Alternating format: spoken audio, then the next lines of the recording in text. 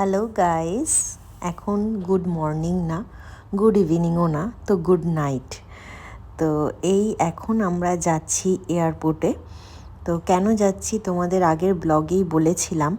আজ অনেক দিন বাদে তোমাদের সাথে সেই ব্লগটা আমি শেয়ার করছি। এটা আমাদের কলকাতায় যাওয়ার ব্লগ। তো অনেক দিন ব্লগ এডিট করে পোস্ট করা হয়নি, যার জন্য এত লেট হয়ে গেল। তো চলো আজকে তোমাদের সাথে সেই ব্লগটা শেয়ার করে নিই। তো চলো আজকের দিনটা শুরু করা যাক, রাতটা শুরু করা যাক, দিনটা তো না। তো hope you all are doing well. So এখন আমরা যাচ্ছি এয়ারপোর্টের উদ্দেশ্যে। তো এই যে আমরা দেখো গাড়িতে বসে গেছি, যদিও এটা ট্যাক্সি, বিকজ আমাদের গাড়ি আমরা নিইনি, আমরা চারজনেই যাচ্ছি, সেহেতু গাড়ি এয়ারপোর্টে আমরা রাখবো না। এয়ারপোর্টের যে পার্কিং আছে আমরা আমাদের পার্কিংয়েই রেখেছি। তো এই যে বাড়ি থেকে আমাদের ফ্ল্যাট থেকে এয়ারপোর্ট ওই আধা ঘন্টা মতো, 30 to 45 মিনিটস মতো, বেশিক্ষণ লাগে না।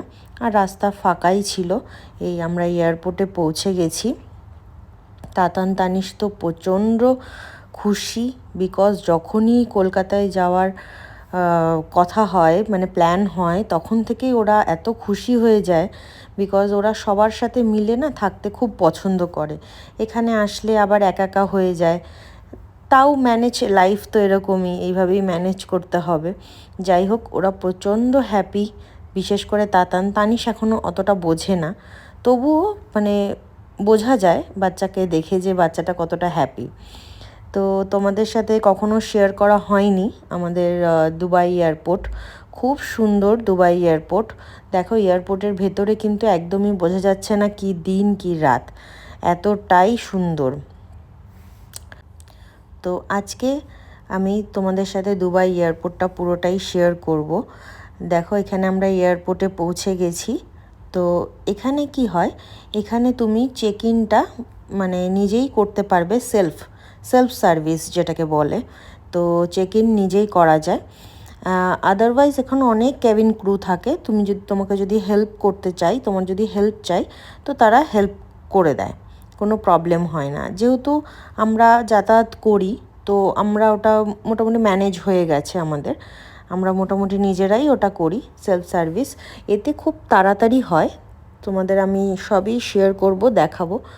তো দেখো এয়ারপোর্টের ভিতরটা কত লাইটস, কত কিছু যে বোঝাই যাচ্ছে না দিন না রাত।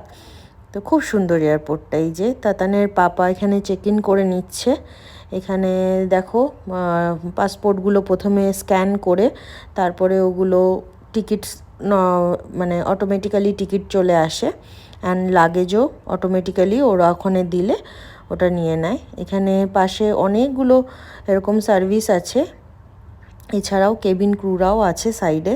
যদি তোমার কোনো হেল্প লাগে তো তারা এরকম হেল্প করবে তোমাকে, কোনো প্রবলেম নেই। তো এখন বাজে মোটামুটি রাত 11টা মতো। দেখো এখানে তানিশের একটু ঘুম পেয়ে গেছিলো, বাট তাতানের একদম ফুল এনার্জি। ওদেরকে আমি দুপুরবেলায় ঘুম পাড়িয়ে দিয়েছিলাম, তো অনেকটা ওরা প্রায় সন্ধ্যা 7টা অবধি ঘুমিয়ে নিয়েছে, যার জন্য এখন ফুল এনার্জি। বাট তানিশের একটু ঘুম পাচ্ছে আস্তে আস্তে। তো আমরা ডিনার করে বাড়ি থেকে আসিনি, হ্যাপি ফেস। তো আমরা ভেবেছি এয়ারপোর্ট লঞ্চে আজকে ডিনার করব। তো আমরা যতবারই যাই মোটামুটি টাইম থাকলে আমরা এয়ারপোর্ট লঞ্চেই ডিনারটা করার চেষ্টা করি, বিকজ আমার খুব ভালো লাগে এই এয়ারপোর্ট লঞ্চের খাবার। এছাড়াও পুরো ফ্রি, টোটালি আমাদের জন্য পুরো ফ্রি থাকে। তো ভ্যারাইটিস রকমের মেনু থাকে এখানে, তোমাদের সাথে সব কিছুই শেয়ার করব, দেখতে থাকো ব্লগটা। এখানে তাতান দেখো কতটা এক্সাইটেড, মানে ব্যাগেজগুলো যাচ্ছে, ও এত আনন্দ পাচ্ছে এই জিনিসটাকে দেখে। ও বারবার বলছে মাম্মি দেখো কি সুন্দরভাবে আমাদের ব্যাগগুলো চলে যাচ্ছে, ও এই জিনিসটা খুব ভালো করে অবজার্ভ করছে। আমার মনে হয় এরকম সেলফ সার্ভিস খুব টাইমটা খুব সেভ হয় তোমার। তো এটা দুবাই এয়ারপোর্টেই আমি ফার্স্ট টাইম দেখেছি। আমরা যখন কাতারে থাকতাম তখনও এই সেলফ সার্ভিসটা ছিল না, এখন হয়েছে নাকি বলতে পারবো না, আশা করি হয়েই গেছে, অনেক উন্নত। তো কলকাতা এয়ারপোর্টেও যদি এরকম অটোমেটিক্যালি সেলফ সার্ভিস চেক ইনটা হয়ে যায় তাহলে খুব ভালো হয়। তো খুব ভালো, যারা এটাকে মানে পারে টেকনিক্যালি তাদের জন্য অনেক টাইম সেভ করবে। তো দেখো এখানে আমরা টিকিট পেয়ে গেছি, আমাদের 4 জনের টিকিট। মোটামুটি আমাদের পাশাপাশি সিট পড়েছে 4 জনের। আজকে ফাঁকাই ছিল এয়ারপোর্ট। তো সব কিছু কমপ্লিট, এবার চেক ইন করবে। তো চেক ইনের সব কিছু কমপ্লিট, এবার হলো ইমিগ্রেশন আছে। ইমিগ্রেশন হয়ে গেলে ব্যাস, অনেকটা হাতে সময় আছে। তারপরে দেখতে থাকো ব্লগটা।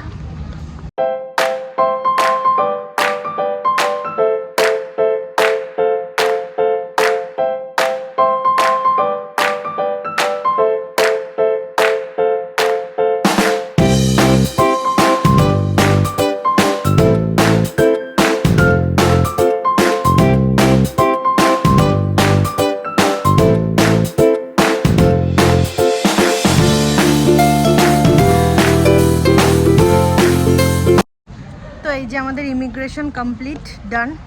তো এবার হাতে একটু টাইম আছে, তো চলো যাওয়া যাক লঞ্চে। যেখানে মেট্রো ধরে যেতে লাগবে, আমাদের গেট নাম্বারে পৌঁছাতে হবে। তো আমাদের গেট নাম্বার A8, এ থেকে A1 থেকে A24 এরকম মেট্রোতে করে যেতে হবে। তো দুবাই এয়ারপোর্ট অনেক বড়, অনেক অনেক বড়। ফার্স্ট টাইম যদি কেউ আসে তাহলে অবশ্যই মানে মাথা ঘুরে যাবে, কোথায় কি কোথায় সব, মানে বুঝতেই পারছো একটা গেট নাম্বারে যেতে আমাদের কতটা হাঁটতে হলো, তারপরে মেট্রো, তারপরে তোমার আবার হাঁটতে হবে, মানে এইভাবে কতটা রাস্তা, কতটা দূর। একটা মানে সাধারণ মানুষ যদি আসে না চলাফেরা, যারা একদমই এয়ারপোর্ট বা বলো এসবে চলাফেরা করে না, তাদের পক্ষে খুব টাফ হয়ে যাবে। আমি যখন প্রথমবার ফার্স্ট টাইম তাতানকে নিয়ে এসছিলাম, তাতান অনেক ছোট তখন, তানিশ হয়নি, তো আমিও ওরকম মানে খুব হ্যাপাজার্ট হয়ে গেছিলো যে আমি কিছুই বুঝতে পারছি না কোথায় গেট নাম্বার। তো কোনো কানেকশানও নেই ফোনে, ফার্স্ট টাইম যেহেতু আসছি, কোনো সিম নেই, কোনো নেট কানেকশান নেই। তো যাই হোক ওইভাবে একটু ফলো করে করে একটু বোর্ডগুলো ফলো করতে হবে খুব ভালোভাবে। আর বাচ্চা, ছোট বাচ্চা থাকলে যা হয়, এমনি বাচ্চা খুব কাঁদছিল, তারপরে খুব হ্যাপাজার্ট হয়ে গেছিলাম। তাই হোক, তারপরেও যাই হোক একটু সময় লেগেছে, বাট ওভারকাম করে গেছি, বেরিয়ে গেছি, কোনো অসুবিধা হয়নি। তো এইভাবেই যারা আসবে অবশ্যই বোর্ডগুলো ফলো করবে। বোর্ডগুলোতে তুমি কোন গেট নাম্বারে যেতে চাও বা তোমার ফ্লাইট কোন গেট নাম্বারে পড়েছে, সমস্ত কিছু বোর্ডে সব লেখা থাকে। বোর্ড যদি তুমি ফলো করো তাহলে তুমি ইজিলি চলে যেতে পারবে, কোনো প্রবলেম হবে না। আসল কথা আমাদের মনে ভয় থাকে কি যে এত বড় এয়ারপোর্ট আমি কি করে চিনবো, যারা প্রথম আসছে তাদের ক্ষেত্রে এই জিনিসটা হয় যে আমি কি করে চিনবো, কি করে জানবো, কিচ্ছু না, জাস্ট ফলো দ্য বোর্ডটাকে ফলো করো, সমস্ত কিছু বুঝে যাবে। এখানে আমরা এখন লঞ্চের দিকে যাচ্ছি। এটা হলো দুবাইয়ের ডিউটি ফ্রি, এয়ারপোর্টের ভেতরে ডিউটি ফ্রিতে অনেক আইটেম থাকে। এবার আমরা কিছু নিইনি, এর আগে আমরা চকলেট, শ্যাম্পেন এরকম মোটামুটি টুকটাক কিছু নেওয়া হয়েই থাকে। তো এবার আর কিছু নিইনি, এবার আমরা ডিরেক্ট লঞ্চে গেছি। তো লঞ্চে আমরা ওখানে ডিনার করেছি, তো সমস্ত কিছুই তোমাদের সাথে শেয়ার করব। তো এই যে দেখো আমরা লঞ্চে ঢুকে গেছি। তো দুবাইয়ের এই লঞ্চ অনেক সুন্দর, অনেক বড়। এখানে সবাই ডিনার করছে, কেউ কেউ রেস্ট করছে। তো লঞ্চটা খুব সুন্দর, দেখতে থাকো।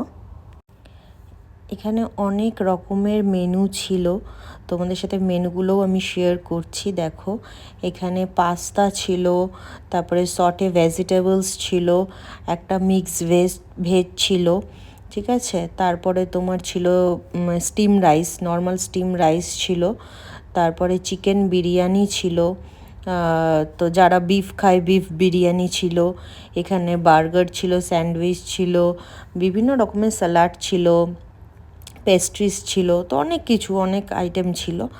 তো আমরা সবসময় ওই চিকেন বিরিয়ানিটাই আমি সবসময় প্রেফার করি। আর এবার একটু নিয়েছি পাস্তা জাস্ট টেস্ট করার জন্য। আর এই প্লেটটা হলো তাতানের, ও কিছুই খায়নি। আলটিমেটলি ওরা ডিনার করিয়েই নিয়ে এসেছি তাতান তানিশকে বাড়ির থেকে, জাস্ট ওই আর কি চোখের খিদে দেখে ওর খেতে ইচ্ছা করেছে তাই একটু জাস্ট প্লেটে দিয়েছি। তো বিরিয়ানিটা আমি খুব ভালো এনজয় করেছি, আমার তো ভীষণ ভালো লাগে, খুব ভালো টেস্ট হয় বিরিয়ানিটা খেতে। তখন খেয়েছো তুমি? এই তো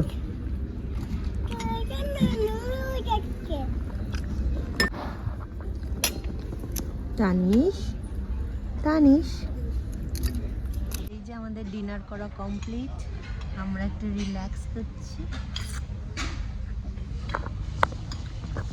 তাতান তানিশের দুষ্টুমি দেখো তোমরা কি করছে ওরা। তানিশ ওই দেখো, তাতান স্টপ হয়ে গেলি কেন ক্যামেরা দেখে? দেখো অ্যাক্টিং করছে। তানিশকে দেখো, দুইজনে স্টপ হয়ে গেল ক্যামেরা দেখে।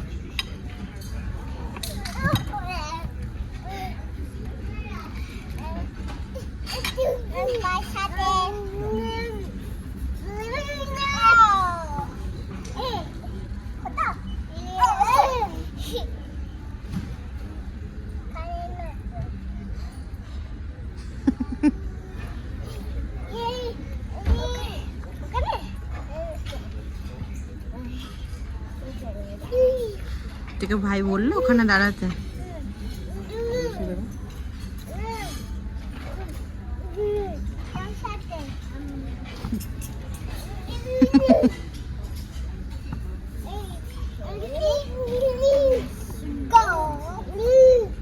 ক্যামেরা অফ করে দিয়েছি এবার।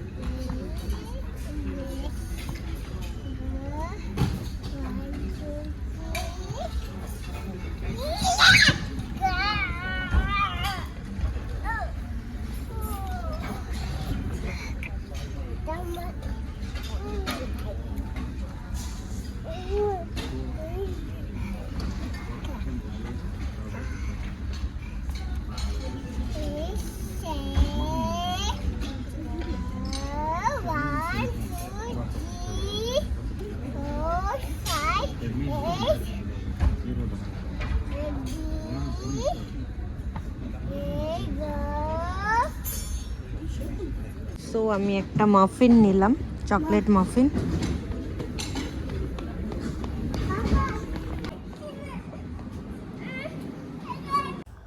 তো এই ফাইনালি আমরা আমাদের গেটে পৌঁছে গেছি, আলফা 8A8। তো আমরা তো লঞ্চ থেকে তোমার ডিনার করেই চলেই আসলাম এয়ারপোর্ট লঞ্চ থেকে। তারপরে দেখো সবারই মোটামুটি ঘুম পেয়ে গেছে, তারপরেও প্রায় 40 মিনিটস মতো ওয়েটিং তোমার ফ্লাইটের জন্য। এখানে তানিশ তো অলমোস্ট ঘুমিয়েই পড়েছিল, বিকজ ওকে ওই 10টা সাড়ে 10টায় তো ঘুম পাড়িয়ে দিই, ওটা ওর ঘুমের টাইম, ওই জন্য খুব বিরক্ত হচ্ছিল। তো তাতানেরও খুব ঘুম পেয়ে গেছিলো, কিন্তু ওর প্রপার একটু শোয়ার জায়গা না হলে ওইভাবে ও শুতে পারে না। তো আমারও এদিকে খুব ঘুম পাচ্ছিল, যত রাত বাড়ছে আর ঘুম পাচ্ছে। মোটামুটি আমাদের ফ্লাইট ছিল আড়াইটের সময় আমাদের ফ্লাইট ছাড়লো। তানিশ তো পুরোই ঘুমিয়ে পড়েছিল। তারপরে দেখো এই আমরা বোর্ডিং করছি, ফাইনালি ফ্লাইটে উঠছি। এবার তাড়াতাড়ি 4.5 ঘন্টা মোটামুটি কেটে গেলে আমরা কলকাতা পৌঁছে যাব। তো ওটাই এখন অপেক্ষা। তো চলো দেখতে থাকো ব্লগটা। দেখেছো তুমি বিগ প্লেন? এটা কোথাকার প্লেন? Dubai plane.